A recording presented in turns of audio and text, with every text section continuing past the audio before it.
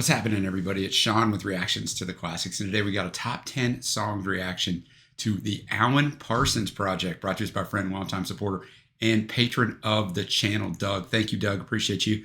Appreciate all the patrons who make this thing go. If you'd like to support us in any way, check out the Patreon link below or the Patreon link on the end screen. We could not do it without them. All right, Doug has great taste in music and wide-ranging. He brought me a Frank Sinatra top 10 last month. That was fantastic. And now he comes in with the Alan Parsons project, right? Two different sides of the spectrum. I love it. The only thing we got up from the Alan Parsons project is an album reaction we did years ago for another one of our patrons, Trucker Cab. We did I, Robot. So that's up. So go search for that after this. But we'll jump into it a little bit. Doug says the Alan Parsons project was a British progressive rock band that gained popularity in the 70s and 80s. Absolutely love the thought-provoking lyrics. In the second Austin Powers movie, Dr. Evil had a plan to turn the moon into a Death Star using a laser made by Dr. Alan Parsons. It was called the Alan Parsons Project. All right, a little bit about them. They were active between 1975 and 1990. Their core membership consisted of producer, audio engineer, musician, and composer. Yeah, it's kind of obvious, right? Alan Parsons, and singer-songwriter and pianist Eric Woolfson.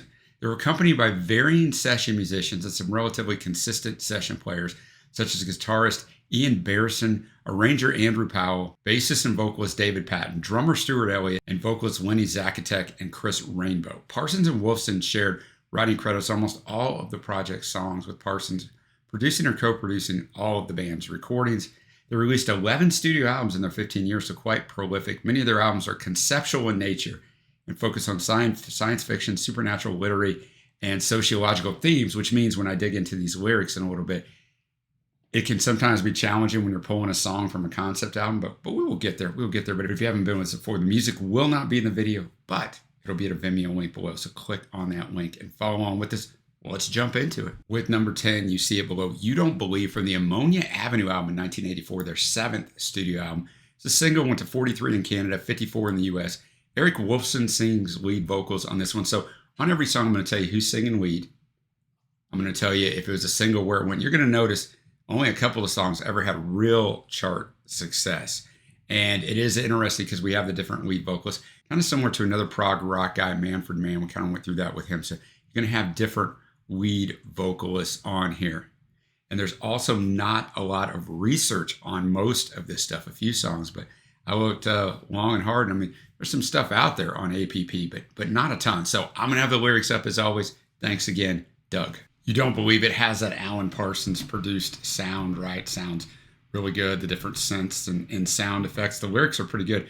He's singing to this girl. I guess it's a girl, but I mean, if you guys know that if there's a concept of this album, you know it, then I could be wrong. This is kind of the way I got to look. I didn't realize it till a little while into it, whether he's talking to just a friend or someone who was his foe or maybe a girl, a love interest. I kind of eventually assumed it was a love interest. But my words, your expression, my land, always your possession. My song, your production. My expense is always your deduction.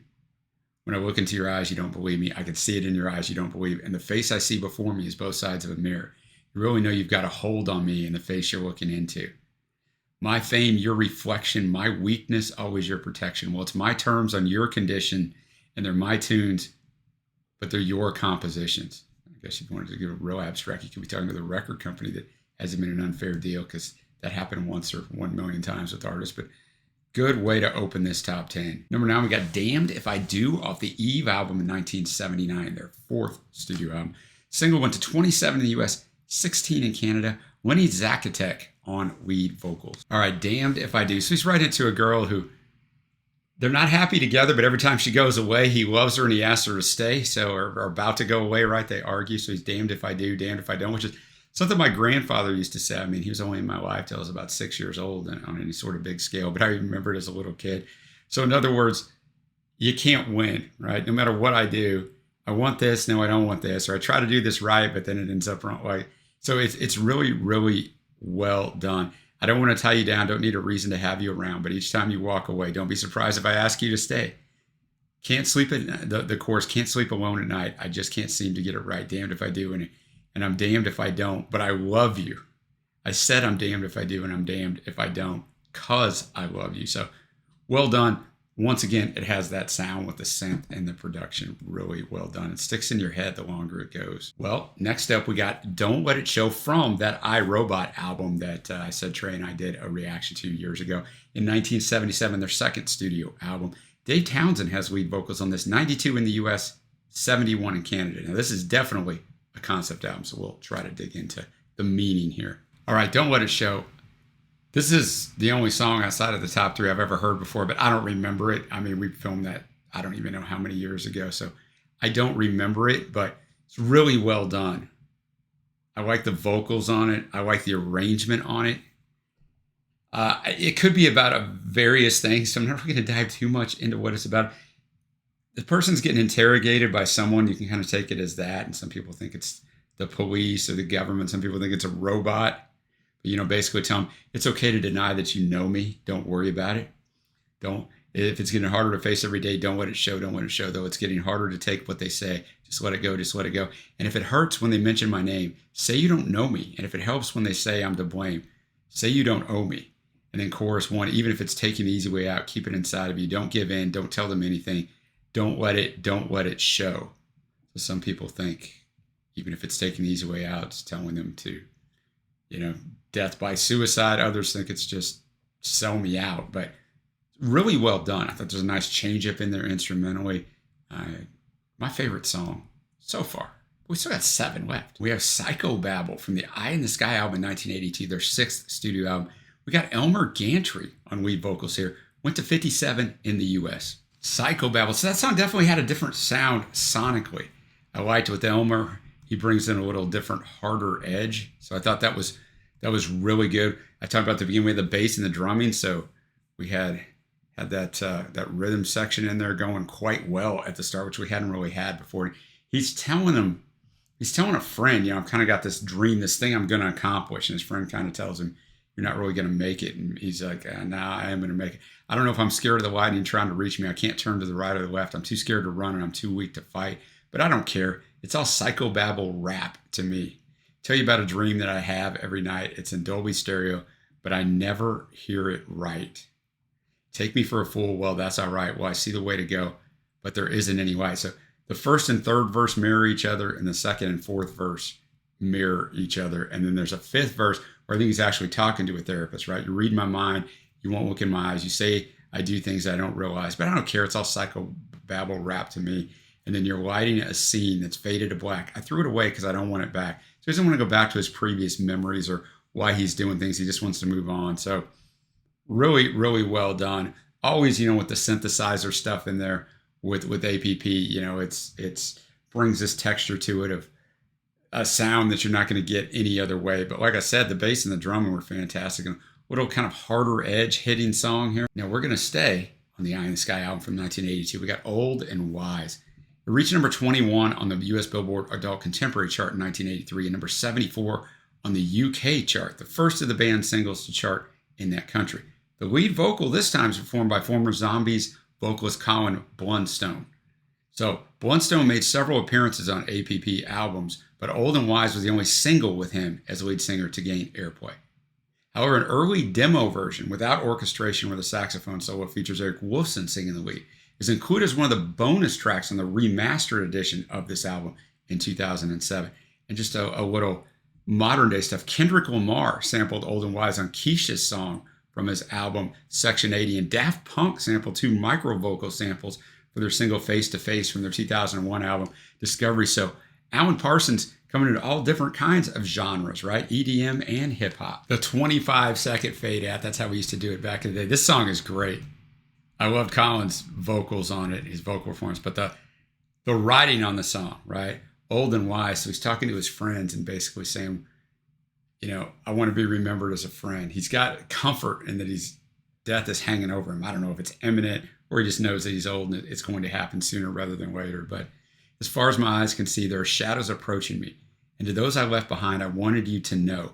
You've always shared my deepest thoughts. You follow where I go. And then the chorus, and oh, when I'm old and wise, bitter words mean little to me. So the problems we've had, who cares, right? Autumn winds will blow right through me. And someday in the mist of time, when they ask me if I knew you, I'd smile and say you were a friend of mine. And the sadness would be lifted from my eyes. Oh, when I'm old and wise. So he's not he's not here belaboring or mourning the fact that he's close to death. He has peace with it, right? And he just wants them to know that they were his friends. And I think to finish it out with a saxophone solo is a wonderful touch just because of what this song's about. And it sounds like it has string arrangements on it. It may not. Synthesizers could do weird, I mean, they still can, but they really did some weird things back in the 80s with them to make a sound away. There's no musicianship credits on it. So I'm going to guess there's a real strings in there, but either way, it's fantastic. All right, we've made it. We're in the top 5, Rarefied Air. But before we do that, I'm going to point out that 5 songs, 10 through 6, 5 different lead vocalists, and really 5 different songs as far as almost style and stuff. Shows you the versatility. Our lead singers so far have been Eric Wolfson, Lenny Zatatek, Dave Townsend, Elmer Gantry, and of course Colin Blunstone. So now we get to the top 5. You see it below. Primetime, we're going back to the Ammonia Avenue album in 1984. I'll spoil a little bit. Our next track is from that album as well. We got Eric Wolfson singing lead, 34 in the US, 69 in Canada. All right, Primetime. So unlike the last song, right, Old and Wise, Primetime, things are actually looking up for this guy. They're looking up for him. It's primetime, something in the air, maybe only for the only time in my life, something there turning me around and guiding me right. And it's primetime. Maybe the stars were right at a premonition. It's going to be my turn tonight. Going to be my turn tonight. More upbeat. Guitar work on here is fantastic. So also a different kind of song, but super enjoyed the upbeat and the guitar work. All right, top 4. I said I knew the top 3 songs. I should know the top 4 songs. Don't Answer Me, also from Ammonia Avenue in 1984. Single, 15 in the US, their final top 20 hit. 58 in the UK, their highest charting hit there. Instead of the art rock and progressive rock sounds for which they were well known, this one, Parsons crafted in the style of Phil Spector and his wall of sound technique. Eric Wolfson handled lead vocals on the single with Mel Collins providing a saxophone solo. So let's get after it. Don't Answer Me. I mean, I knew that song. I didn't know it greatly, but I'm going to know the song like that. Don't Answer Me. The sound of Eric's voice there and the way they punch it up with the arrangement behind him is always just stuck in my head. But I didn't really know what the song was about, right? So when you read the lyrics, it's fantastic because these people have broke up and he knows that it can't be saved yet. If she talks to him or tries to reach out to him, he knows he's going to go back into that same vicious cycle. So he's asking her actually not to. You know, at the end of the first verse, when we were living in a dream world, clouds got in the way. We gave it up in a moment of madness and threw it all away. Don't answer me. Don't break the silence. Don't let me win. Don't answer me. Stay on your island. Don't let me in. Run away and hide from everyone. Can you change the things we've said and done? So, I mean, wow, this song is great. That saxophone solo to finish it out. Alan's really good at the instrumentation, coda fade outs go really well with the mood of the song. So that was really well done. All right, we got 3 songs left. We got Time from the Turn of a Friendly Card album in 1980, their 5th studio album, 15 in the US, 30 in Canada. It was the first Alan Parsons Project song and single to feature Eric Wolfson, who we've had on here quite a bit now as lead vocalist, and one of the group's few songs in which Alan Parsons' own voice can be heard singing, background and counterpoint vocals. Time, just a great ambiance in there. Just super enjoyed that. I think, I don't know if he's dying or just he's moving away or like life happens so quickly, right? The people you were close to in a moment or in a while, you're not always going to be close to unless they're your family. And sometimes that's not even the case because you move out or you move away from each other. But this song, I think the arrangement of it just gives that kind of gravity to it. So really well done. We're going to stay on that same album, The Turn of a Friendly Card from 1980. Games People Play, 16 in the US, 9 in Canada. Lead vocals this time sung by Lenny Zatatek. The single version of the song features 2 edits, one during the instrumental section preceding the guitar solo, and another shortening the guitar solo. It's also sped up slightly. We're not listening to those. I'm just letting you know if this sounds is slightly different than some version, those other versions are out there. Games People Play, very catchy. A lot of these songs have the gravity of like growing older, doing things. The kids are all gone. Nobody has time for them. He doesn't really want to go on like this. The games people play, you can take it or you leave it. And I mean, as I get older in life, I definitely can understand that as well. You can't be manipulated by others, but great guitar work on here. Got that long instrument, but then came back in with the chorus and things. So I thought it definitely had the commercial single feel to it. Not in a bad way, not in a sellout way, but in a good way. All right, here we go. We're to number 1. We got Eye in the Sky from the Eye in the Sky album in 1982. 3 in the US, 1 in both Canada and Spain, and 6 in New Zealand, becoming their most successful release. Now, interesting enough, the instrumental piece entitled Sirius segues into Eye in the Sky on the original recording. We've got Eric Woolfson singing lead vocals here. And if you're a child of the 80s and into the 90s, as I am, I mean, I wasn't a child in the 90s, but Sirius, of course, was used by the Chicago Bulls as their opening song during introductions when Michael Jordan was there. So many people know that song from that. All right, let's go. Number 1 in Doug's Alan Parsons Project Top 10, Eye in the Sky. All right, Eye in the Sky, that guitar leading us out. Again, I love Eric's vocals. Like, you're going to see that one of my faves are revealed here in a minute, but just sounds great, like the ambiance of the song. Now, what is this song about? You may ask, and no one really knows, right? Eye in the Sky, some people think it's about when you go in a casino, like the eye in the sky, the cameras are always watching you. Some people think it's about a relationship breaking up, and some people think it's related to George Orwell's 1984. Now, Alan has said that this album is a conceptless album, but he did say the title is based on the album or on the book 1984 by Orwell. So take that for whatever you want. It doesn't really matter. It's kind of like the ambiance and arrangement of this thing is what really gets you. But it's a fantastic choice for number 1. I would not have wanted to try to pick number 1 out of those top 4 songs. Like, it's a really tough poll, man. But you got to pick something when you make these lists. They're very difficult. I talk about it all the time. They're very hard to put together. Now we're going to get to my faves.